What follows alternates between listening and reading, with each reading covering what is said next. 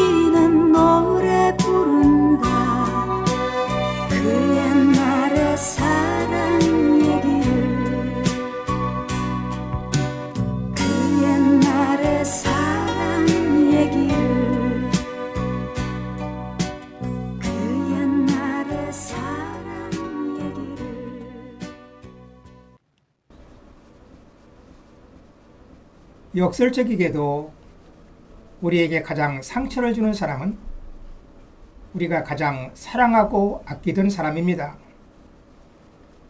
우리는 가장 잘 알고 있고 가장 친하고 가장 말을 많이 주고받던 사람으로부터 가장 큰 상처를 받습니다. 하지만 어쩌면 그건 당연한 일이기도 합니다. 마음의 상처라는 것은 서로 함께한 시간의 길이에 비례하기 때문입니다.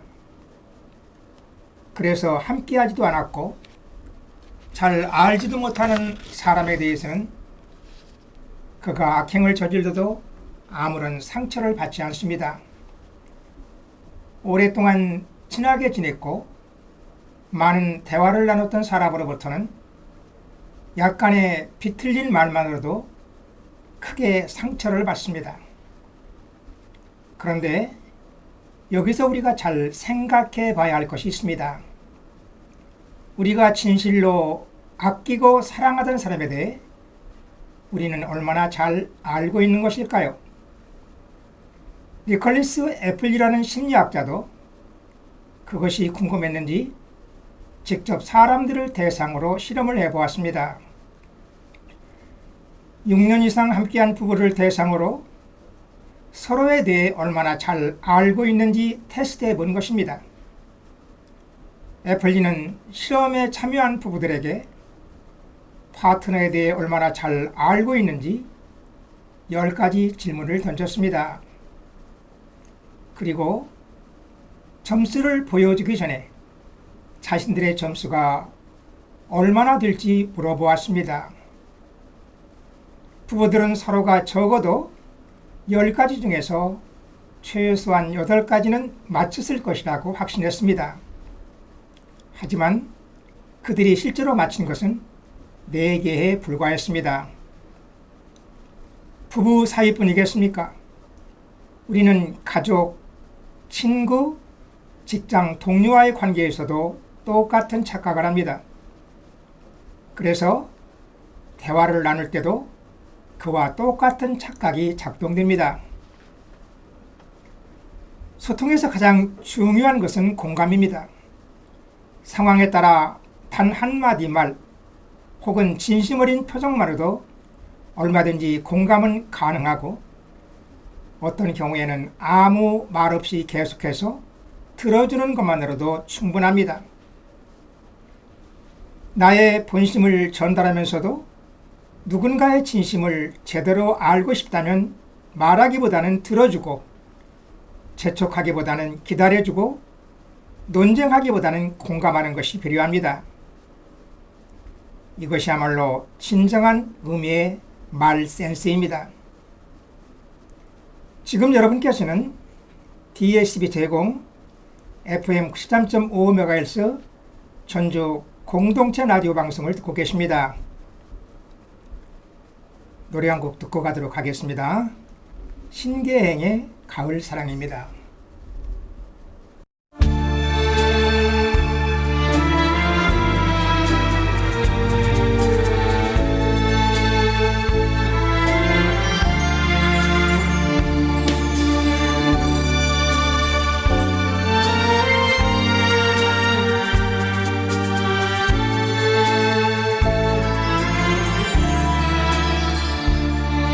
그대 사랑 가을 사랑 단풍 일면 그대 우고 그대 사랑 가을 사랑 낙엽 지면 그대 가네 그대 사랑 가을 사랑 파란 하늘 그대 얼굴 그대 사랑 가을 사랑 새벽 안개 그대 마음 가을아 가을 오면 가지 말아라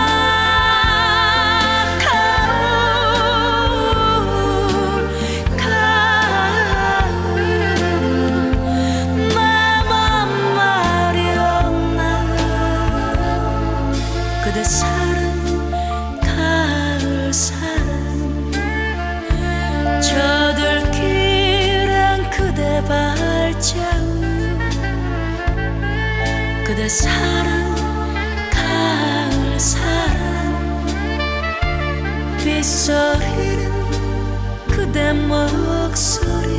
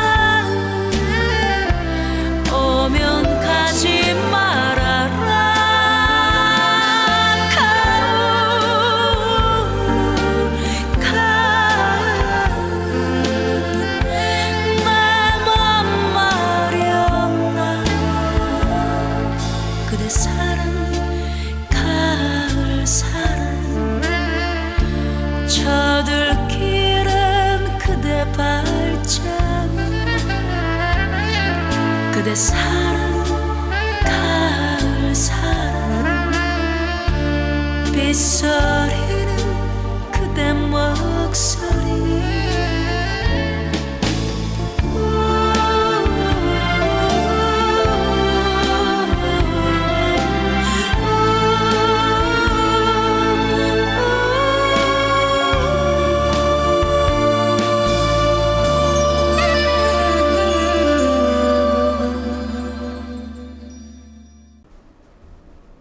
질문을 통해 관심과 사랑을 표현합니다. 사람들로부터 흥미로운 이야기를 끌어내기 위해 리포트들이 사용하는 고전적인 수법이 하나 존재합니다.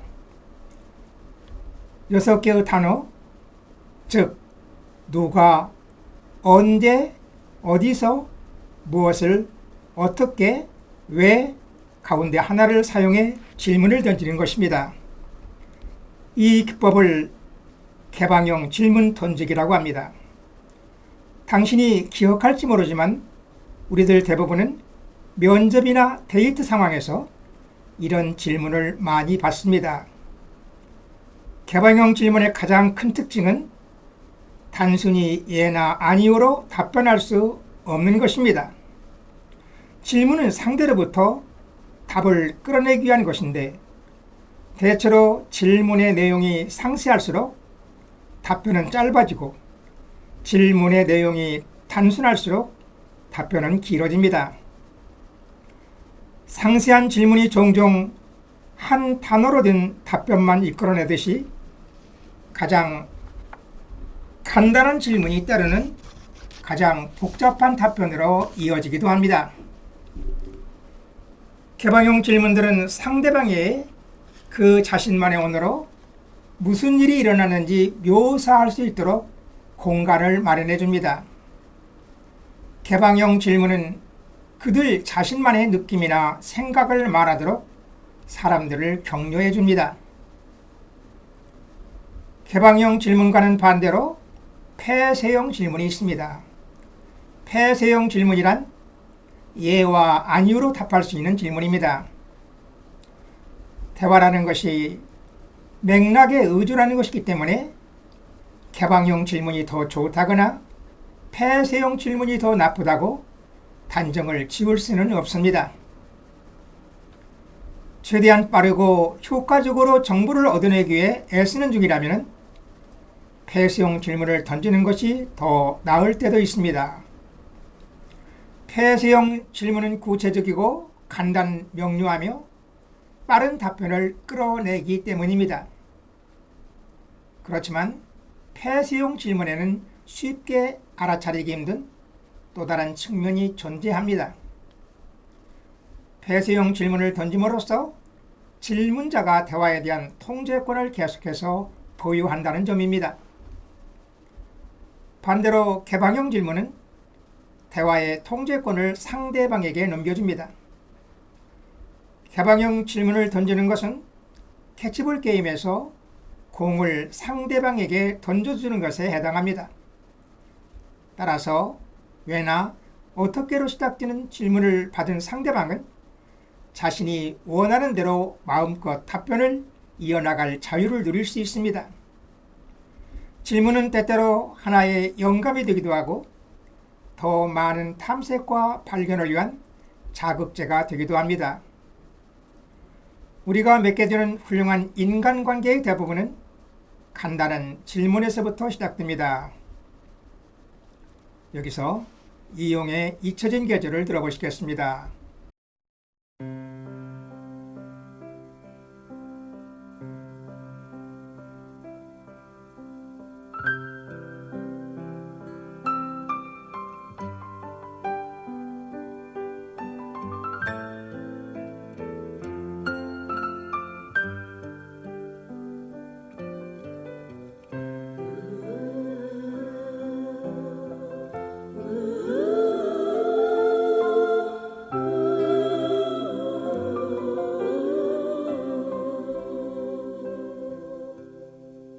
지금도 기억하고 있어요. 10월의 마지막 밤을 뜻 모를 이야기만 남긴 채 우리는 헤어졌지요.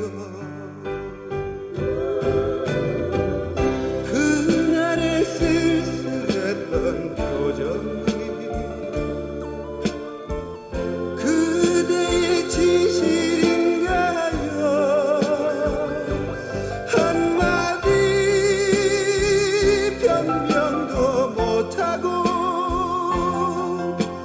잊혀져야 하는 건가요? 언제나 돌아오는 계절은 나에게 꿈을 주지만 이룰 수 없는 꿈은 슬퍼요. 나를 울려요.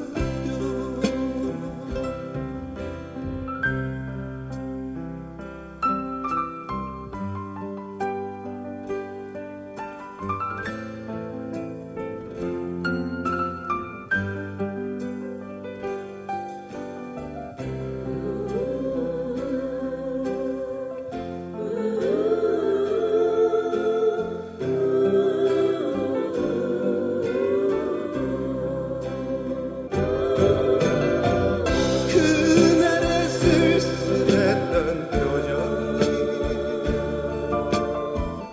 그대의 진실인가요? 한마디 변명도 못하고 잊혀져야 하는 건가요? 언제나 돌아오는 계절은 나에게 꿈을 주지만 이룰 수 없는 꿈은 슬퍼요. 나를 울려요.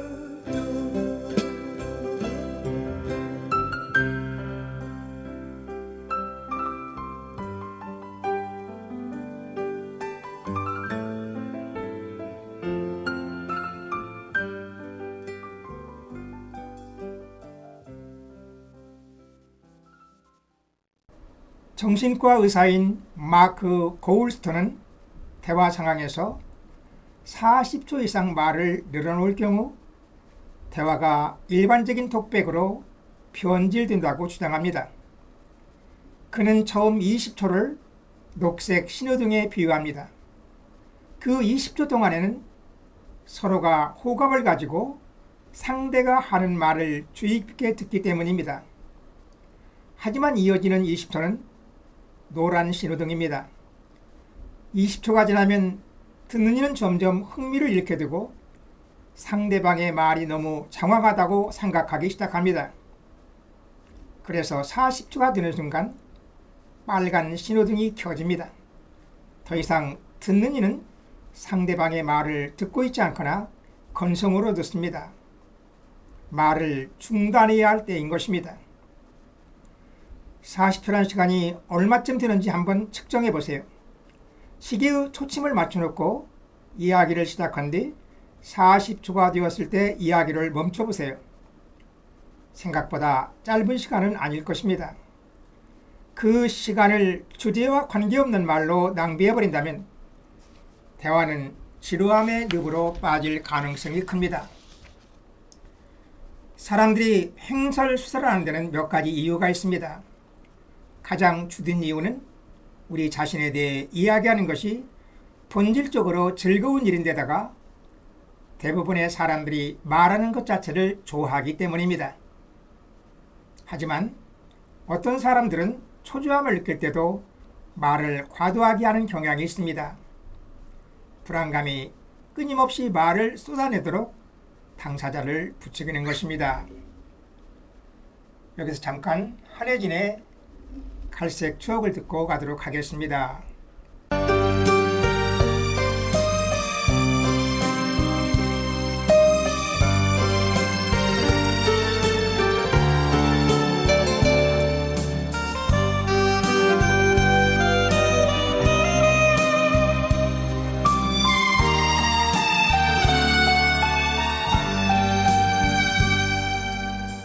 희미한 갈색 등불 아래 싸늘히 식어가는 커피잔 사람들은 모두가 떠나고 나만 홀로 남은 찻집 아무런 약속도 없는데 그 사람 올 리도 없는데 나도 몰래 또다시 찾아온 지난날 추억 속에 찾지 우리는 나란히 커피를 마시며 뜨거운 가슴 나누었는데 음악에 취해서 사랑에 취해서 끝없이 행복했는데 어느 날 갑자기 그대는 떠나고 갈색 등불빛만 남아 외로운 찻잔에 싸늘한 찻잔에 희미한 갈색 추억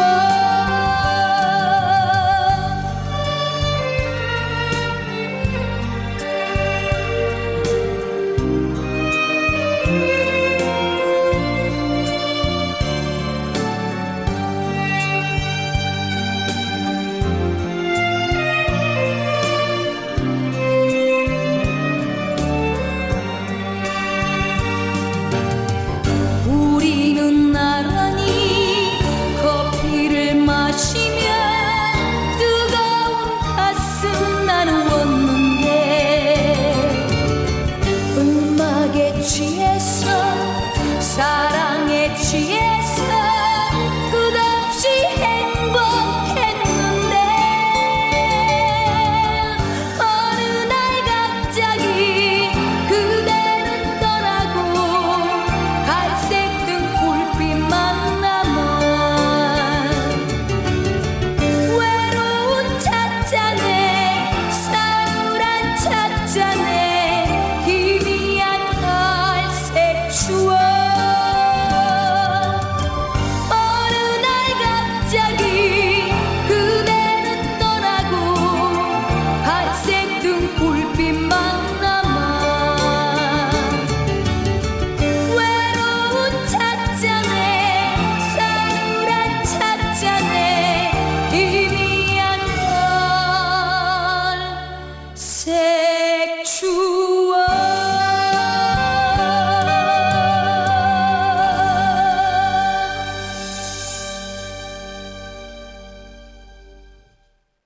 공감 능력을 키우기 위해서는 책 읽기, 연극 관람 등 여러 문학적인 활동도 있지만 가장 효과적인 방법은 결국 대화를 나누는 것입니다. 훌륭한 대화는 다른 사람의 경험에 대해 배우고 그 경험을 내 자신의 경험과 비교하면서 상대의 입장에서라면 자신이 어떻게 느꼈을지 직접 상상해 보는 것입니다. 버클리 대학에 있는 그레이트 굿 사이언스 센터의 연구자들은 공감 능력을 증대시키기 위해 아래와 같은 4가지 간단한 방법을 제시하기도 했습니다. 1. 능동적 듣기. 2. 다른 사람의 기쁨에 참여하기. 3. 다른 사람과 자기 자신의 공통점 찾아보기. 4. 상대 얼굴에 주의를 기울이기. 이 4가지 모두를 단번에 달성하고 싶은가요? 그렇다면 다른 사람과 대화를 나눕시다. 최상의 대화는 서로를 배려하는 두 사람 사이에서 촉발됩니다. 사실 배려도 결국 자신이 하는 말과 행동의 효과를 숙고하고 그런 말과 행동으로 다른 사람을 해치거나 기분이 상하게 하지 않기 위해 노력하는 태도에 지나지 않습니다. 그런데 이런 태도를 취하는 것이 결코 쉬운 일이 아닙니다. 사회학자들은 최근 나르시시즘이 널리 확산되어 다른 사람을 배려하는데도 상당한 노력과 훈련이 요구된다고 합니다.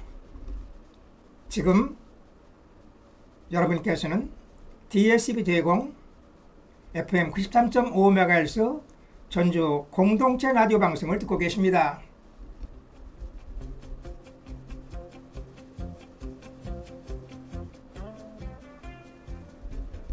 어제의 내가 오늘이라면 오늘의 나는 미래이다라는 말이 있습니다.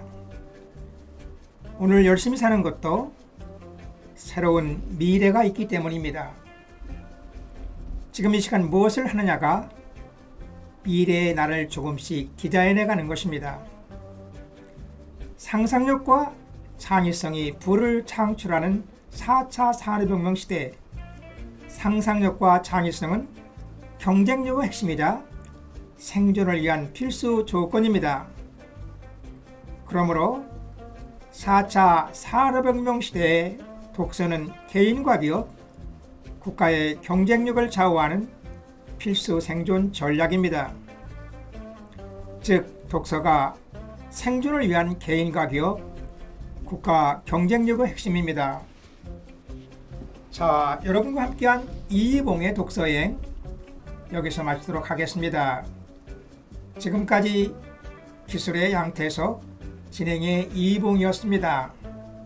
여러분 다음 시간까지 안녕히 계십시오.